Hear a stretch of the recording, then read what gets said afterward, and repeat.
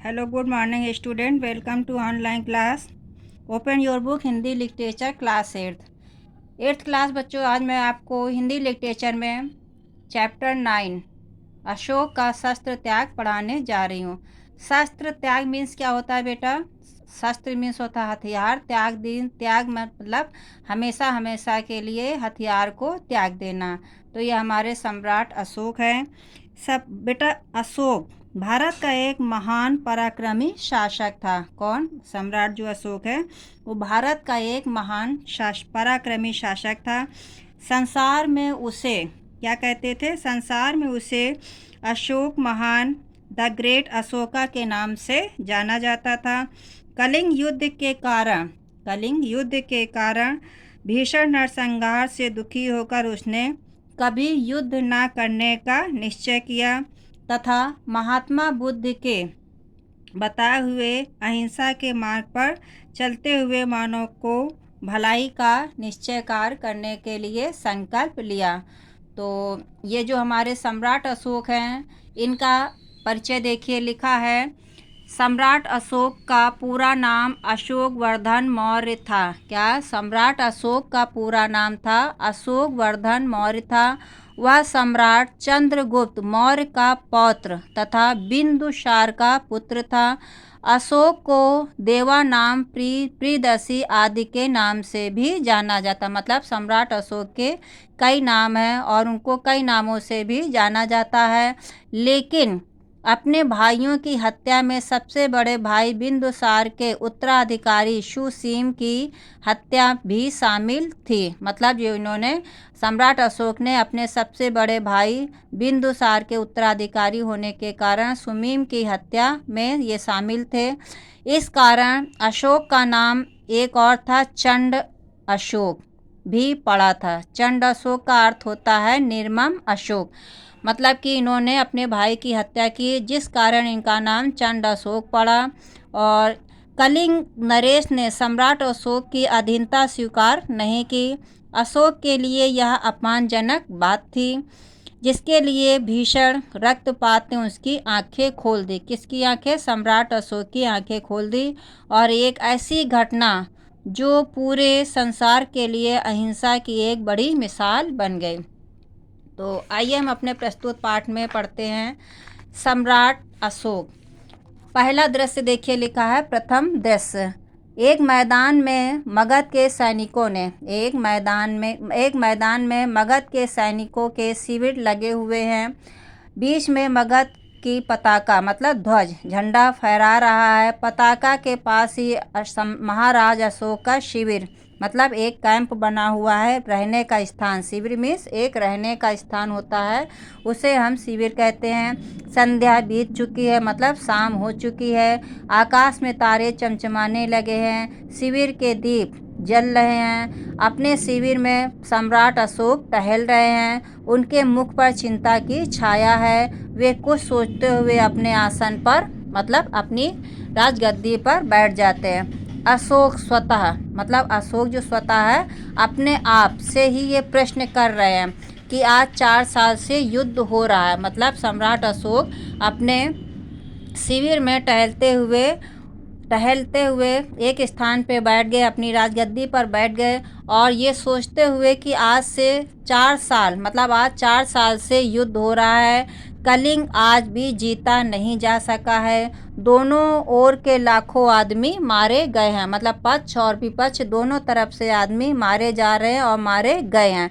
लाखों घायल हुए हैं, पर हम आज भी असफल ही हैं। क्या इसका आगे परिणाम होगा? मतलब सम्राट अशोक ने ये प्रश्न अपने आप स्वतः में अपने आप ही विचार किया कि ये जो 4 साल से युद्ध हो रहा है इसमें लाखों आदमी मारे जा चुके हैं और मर भी रहे हैं, लेकिन आज भी हम असफल ही हैं और इसका आगे क्या परिणाम होगा।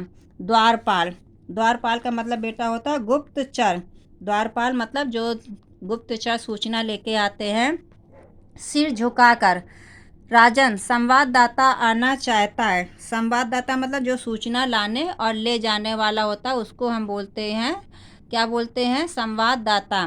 तो द्वारपाल ने अशोक से कहा सिर हिलाकर कि राजन, हे राजन, एक संवाददाता आना चाहता, मतलब एक सूचना लाना चाहता है। अशोक ने कहा उसे आने दो। संवाददाता प्रवेश करता है। महाराज अशोक की जय हो, मतलब वो जो संवाददाता था उसने आते ही महाराज अशोक की जय हो। शुभ संवाद है। शुभ संवाद मतलब अच्छा समाचार है। गुप्तचर मतलब होता है जासूस। क्या? गुप्तचर का मतलब होता है जासूस।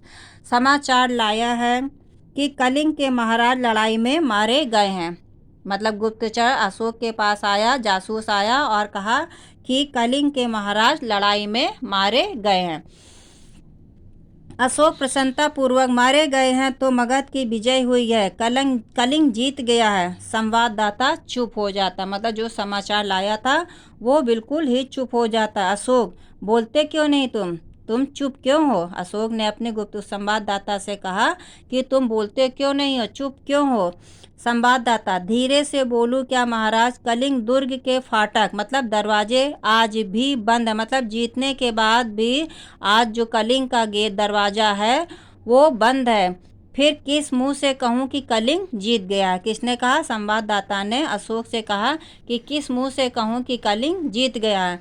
अशोक उत्तेजित मतलब प्रसन्नता होकर खूब तेजी से वो बोला, कलिंग के फाटक आज भी बंद है, मतलब इसका क्या हुआ?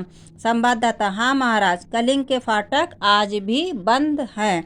अशोक उत्तेजित होकर मतलब क्रोधित होकर खड़े हुए थे, कहा कहते हैं बंद है तो खुल जाएंगे, जाओ जाकर सेनापति से कह दो कि कल सेना का संचालन मैं स्वयं करूंगा। किसने कहा? कि मतलब अशोक ने अपने गुप्त संवाददाता से कहा कि जाओ कह दो जाके कि कल से सारे गेट के फाटक खुल जाएंगे और मैं उसका स्वयं संचालन करूंगा। कल या तो कलिंग दुर्ग के फाटक खुल जाएंगे या मगध की सेना ही वापस चली जाएगी। जाओ, हाथ से जाने का संकेत करते हैं। मतलब अशोक ने अपने संवाददाता से कहा कि जाओ कह दो कि कलिंग के फाटक कल खुल जाएंगे, या तो मगध की सेना वापस चली जाएगी और या तो हाथ से मतलब या तो वो वापस चले जाएंगे। दूसरा दृश्य में क्या बता रहा है कि दूसरे दिन प्रातः काल का समय शस्त्र सज्जित मतलब हथियारों से तैयार लेस अशोक घोड़े पर हैं, जिनके पास सेनापति भी है। सामने कलिंग दुर्ग है जिसके फाटक बंद हैं। मतलब अशोक जो है दूसरे दिन अपने शस्त्र से तैयार, अपने हथियारों से तैयार, सेनापति भी उनके पास खड़े हैं, लेकिन कलिंग का जो दुर्ग है, किला है, वो फाटक बंद है। अशोक, मेरे वीर सैनिकों, आज 4 साल से युद्ध हो रहा है। किसने कहा? अशोक ने अपने वीर सैनिकों से कहा कि मेरे वीर सैनिकों, आज 4 साल से युद्ध हो रहा है, फिर भी हम इस कलिंग को जीत नहीं पाए हैं।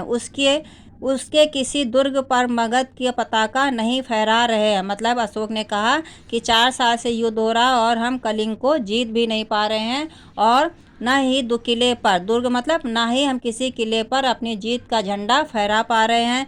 कलिंग के महाराज मारे गए हैं, उनके सेनापति पहले से ही कैद हो चुके हैं, फिर भी कलिंग आत्मसमर्पण नहीं कर रहा। मतलब कलिंग, अशोक ने कहा कि जब हमारी सेना जीत गई है और हम जीत गए हैं और फिर भी हम कलिंग का गेट क्यों, दरवाज़ा क्यों नहीं खोल पा रहे हैं? कलिंग आत्मसमर्पण नहीं कर रहा। जाओ, आज हम मातृभूमि की शपथ में सौगंध खाकर कहते प्रण लेते हैं कि या तो हम कलिंग के दुर्ग पर अधिकार कर लेंगे या सदा सदा के लिए मृत्यु की गोद में सो जाएंगे। ये शब्द किसने कहा? सम्राट अशोक ने अपने संवाददाता से कहा। सब सैनिक तलवार खींचकर मगध की जय, महाराज अशोक की जय। सहसा दुर्ग का एक मुख्य द्वार, मतलब एक द्वार होता है, वो खुल जाता है। सब आश्चर्य से इधर उधर देखने लगते, उनकी तलवारें खिंची की खिंची रह जाती हैं। शस्त्र सज्जित स्त्रियों की विशाल सेना फाटक के द्वार से निकलने लगती है। मतलब अभी ये बात वो कह ही रहे थे कि शस्त्र सज्जित से विशाल सेना के बाहर स्त्रियां आती दिखाई देती हैं। सेना के साथ पुरुष वेश में एक वीरांगना मतलब एक वीर स्त्री है जो सैनिक के वेश में, मतलब एक पुरुष के वेश में साक्षात चंडी सी, दुर्गा काली सी दिखाई देती है। वो कलिंग महाराज की पुत्री पद्मा है। जो वीरांगना स्त्री थी, पुरुष के वेश में ड्रेस पहने हुए थी, तो वो वीर स्त्री कौन थी? महाराज की पुत्री पद्मा थी। स्त्रियों की देखते स्त्रियों की देखते रह जाते। अशोक भी चकित हो जाते और यह देखकर वो मंत्रमुग्ध सिपाही आश्चर्यचकित था। पद्मा आगे चलकर अपनी सेना से, बहनों तुम वीर कन्या हो, वीर भगनी मतलब बहनों, वीर पत्नी हो, मुझे तुमसे कुछ नहीं कहना है। जिस सेना ने तुम्हारे पिता, भाई, पुत्र और पति की हत्या की वो तुम्हारे सामने खड़ी है। आज उसी से लोहा लेना है। तुम प्रण करो कि जननी जन्मभूमि की पराधीन होते हुए दूसरों के अधीन होते देखने के पहले तुम सदा के लिए अपनी आंखें बंद कर लो। तो बेटा ये तो मैंने आपको इतना पढ़ाया, और जहाँ आप इसके आगे पढ़िए, मैं इसके क्वेश्चन आंसर वर्ड मीनिंग आपको देती हूँ। धन्यवाद, बाय बाय।